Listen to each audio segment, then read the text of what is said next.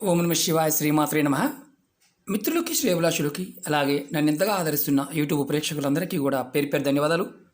మిత్రులరా, మీ అందరికీ కూడా ఆ పరాదేవత ఎల్లవెల్లలా మీతో ఉండి మీ మనోవాంఛ నెరవేర్చారని మనస్ఫూర్తిగా కోరుకుంటున్నాను. ఈరోజు మనం ఒక తేలికైన అద్భుతమైన సిద్ధి ఉపాయం గురించి తెలుసుకుందాం. మనం ఈ సిద్ధి ఉపాయం మన పూర్వీకులు మన నిత్య జీవితంలో ఒక అలవాటుగా చేశారు పూర్వకాలంలో. ప్రస్తుతం మనం దాన్ని వదిలేసాం.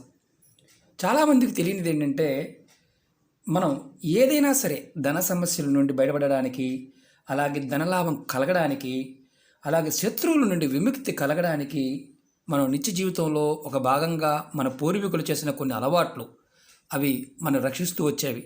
కానీ కాలక్రమేణా వాటిని వదిలేయటం, వాటి ప్రభావం మన మీద రెగ్యులర్గా కనిపిస్తూ ఉంది. ఈరోజు మనం ఇంత చిన్న ఉపాయం అంత అద్భుతమైన ఫలితాన్ని ఇస్తుందా అని అనుమానం కూడా కలుగుతుంది. ఎందుకంటే ఇది రోజు చేసేవారు కొంతమంది ఉంటారు, కొంతమంది కొన్ని సమయాల్లో చేసేవారు ఉంటారు, ఇది నిత్య జీవితంలో చేస్తూనే ఉంటారు. కానీ వారికి తెలియదు ఇలా చేయటం వల్ల కలిగే లాభం ఏంటి అనేది. ఆశ్చర్యంగా అనిపించవచ్చు. ఈ ఉపాయం చేయడం వల్ల, ఈ తేలికైన ఉపాయం చేయడం వల్ల అద్భుతమైన ఫలితం ఉంటుంది. ఉదయం మీరు స్నానం చేసే నీళ్ళల్లో దీన్ని కలుపుకొని చేయండి. ధనలాభం కలుగుతుంది, ధనవర్షం కురుస్తుంది, కుటుంబ సౌఖ్యం అంటే భార్య, భర్త, పిల్లలు వీరు ఆనందంగా ఉంటారు. అలాగే సుఖ సమృద్ధి అంటే కుటుంబం ద్వారా, పిల్లల ద్వారా అదృష్టం కలిసి వస్తుంది. వారు చేసే పనులు, ధనానికి సంబంధించే పనులు ఏదైతే చేస్తారో వారందరూ కలిసికట్టుగా చేయగలుగుతారు. అలాగే సంతోషాలు పెరుగుతాయి. అంటే కుటుంబంలో ఏదైతే ఇబ్బందులు ఉంటాయో ఆ ఇబ్బందులు తొలగి అందరూ కూడా సంతోషంగా ఉండడానికి అవకాశాలు ఏర్పడతాయి. ఈ ఉపాయానికి కావాల్సింది ఒక పసుపు కొమ్ము. అంతేనండి, ఇంకేం లేదు, పసుపు కొమ్మే కావాలి. ఎలా చేయాలి చెప్తాను. అలాగే మీకు ఈ వీడియో నచ్చినట్లయితే లైక్ చేయండి, నా ఛానల్ని సబ్స్క్రైబ్ చేసుకోండి. కొత్తగా చూసేవారు, అలాగే సబ్స్క్రైబ్ చేయకుండా చూసేవారు ఛానల్ సబ్స్క్రైబ్ చేసుకోండి. పక్కనే ఉన్న గంట సింబల్ని యాక్టివేట్ చేసుకోండి. 10 మంది మిత్రులకి షేర్ చేయండి.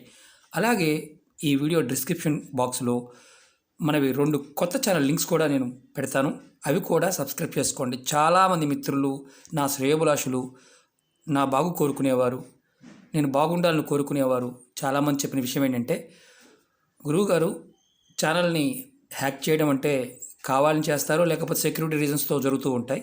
కానీ మీరు ఇందులో వీడియోస్ కూడా వేరే దాంట్లో ఇంకొక ఛానల్ పెట్టి ప్యారలల్గా దాంట్లో పోస్ట్ చేయండి అని చాలామంది రిక్వెస్ట్ చేయడం జరిగింది. వారందరికీ కూడా పేరు పేరున ధన్యవాదాలు. ఎందుకంటే ఇందులో 1000 వీడియోలు ఉన్నాయి. ఇవన్నీ కూడా ఆ ఛానల్లో కూడా మన ఛానల్లోనే పోస్ట్ చేయడం జరుగుతుంది. ఎందుకంటే ఇవి చాలామంది బాధపడ్డారు, మిస్ అయిపోతే చాలా కష్టం గురువుగారు, పుస్తకం రాయండి, పుస్తకం అయితే చాలా బాగుంటుంది. మిత్రులరా, ఇలాంటివి కొన్ని వేల పుస్తకాలు మార్కెట్లో అందుబాటులో ఉన్నాయి. పెద్దలు రాసినవి హిందీలోను, సంస్కృతంలోను, ఇంగ్లీష్లోను, రకరకాల భాషల్లో, ఎన్నో రకాల భాషల్లో చాలా పుస్తకాలు ఉన్నాయి. మీరు వెతకితే అవన్నీ దొరుకుతాయి. మనకి ఏంటంటే ఇప్పుడున్న పరిస్థితుల్లో పుస్తకాన్ని కూడా ప్రిపేర్ చేయడానికి ప్రయత్నం చేస్తాను, కానీ సమయం పడుతుంది. ఇప్పుడున్న పరిస్థితుల్లో అదంత ఈజీ కాదు. కానీ ముందు ముందు రోజుల్లో ఖచ్చితంగా ఆ విధంగా చేయడానికి ప్రయత్నం చేస్తాను. వీటిని కూడా మొత్తం అన్నీ కూడా డిజిటలైజ్ చేయడానికి ప్రయత్నం చేస్తాను.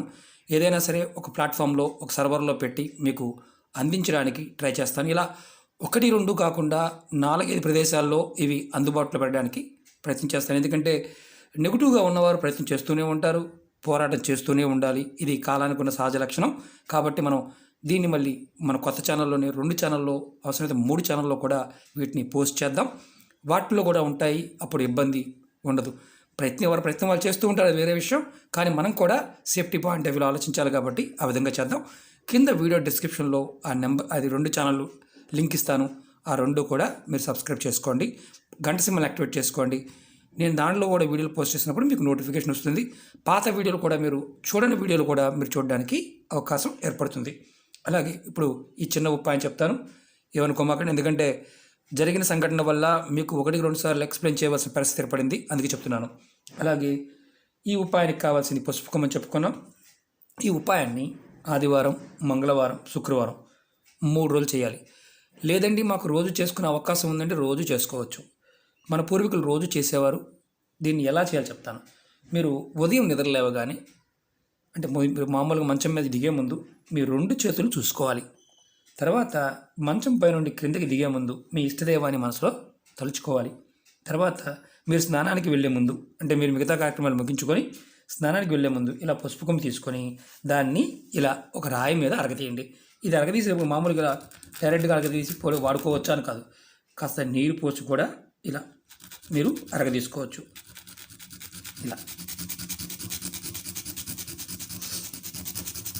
ఇలా అరగదీస్తే మనకి పసుపు ఇలా వస్తుంది. ఆడవారు రెగ్యులర్గా అంత ముందు రోజుల్లో చేసేవారు, స్నానానికి వాడేవారు. ఇలా పసుపు కొమ్ము అరగదీసుకొని ఈ పసుపు కొమ్ముని మీరు అరగదీసిన పసుపుని ఇలా చేత్తో పట్టుకొని మనసులో కోరిక చెప్పుకొని, అంటే ధన సమస్యల నుండి బయటపడాలి, కుటుంబం బాగుండాలి, ధనలాభం కలగాలి, శత్రువుల నుండి విముక్తి లభించాలి అని అనుకొని మీరు నీళ్ళలో స్నానం చేసిన నీళ్ళలో కలుపుకొని స్నానం చేయండి. ఇలా ఆదివారం నాడు, అలాగే మంగళవారం నాడు, శుక్రవారం నాడు ఇలా 3 రోజులు కంటిన్యూ చేయండి. అంటే వారంలో 3 రోజులు చేయవచ్చు. ఇది మిగతా వారు కూడా చేయవచ్చా అని అనుమానం ఉంటుంది. గర్భిణీ స్త్రీలు చేయవచ్చు, అలాగే మరి నెలసరి ఉన్న వాళ్ళు చేయవచ్చా? నెలసరి సమయంలో కూడా మీరు అరగదీసుకొని చేయవచ్చు, ఇబ్బంది లేదు. ఎందుకంటే దీనికి వేరే ఏమి మంత్రం లేదు కాబట్టి చేయవచ్చు. చాలామంది గురువుగారు మరి చెప్తున్నారు మాకు మేము చేయవచ్చు. ఎక్కడైనా సరే గుర్తుంచుకోండి, ఏ వీడియోలో అయినా సరే నియమ నిబంధనలు ఉంటే వీడియోలోనే చెప్తాను. మీరు వీడియో పూర్తిగా చూడకుండా అడగడం వల్ల ఎటువంటి ఫలితము ఉండదు, అది గుర్తుంచుకోండి.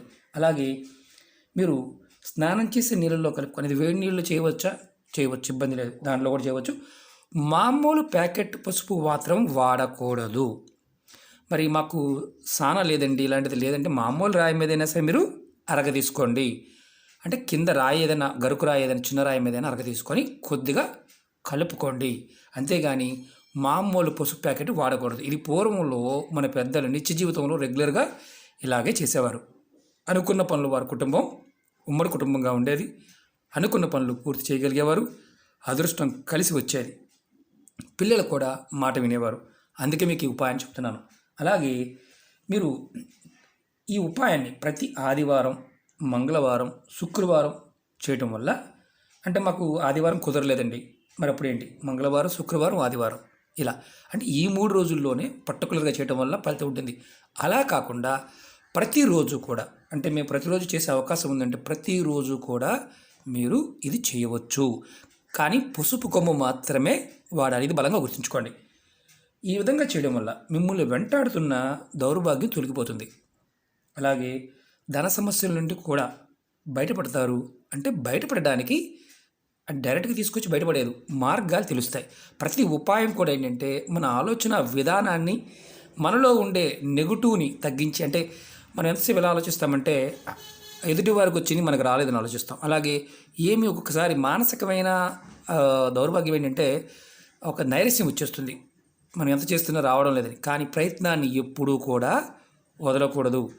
ఎప్పుడు గుర్తుంచుకోండి, మనల్ని మనం మోటివేట్ చేసుకోవడం చాలా ఇంపార్టెంట్. అంటే అవుతుంది అన్న విషయాన్ని మనం మనసులో బలంగా నమ్మి చేయాలి, అప్పుడు ఫలితం అనేది వస్తుంది. ఇలాంటి వాటి మీద నమ్మకం లేనివారు పొరపాటున ప్రయత్నం చేయమాకండి. ఎందుకంటే నమ్మకం లేనప్పుడు ఫలితం కూడా రాదు. నమ్మిన వారు మాత్రమే చేయండి, నమ్మకం లేని వారు పొరపాటున వీటిని ఎంకరేజ్ చేయమాకండి, అంటే చూడమాకండి. పొరపాటు అలాంటి వారు ఎవరైనా ఉంటే నేను మళ్ళీ చెప్తున్నాను, ఎందుకంటే ఇలాంటి విషయాలు చాలామంది అతిగా ఆలోచించేవారు ఉంటారు.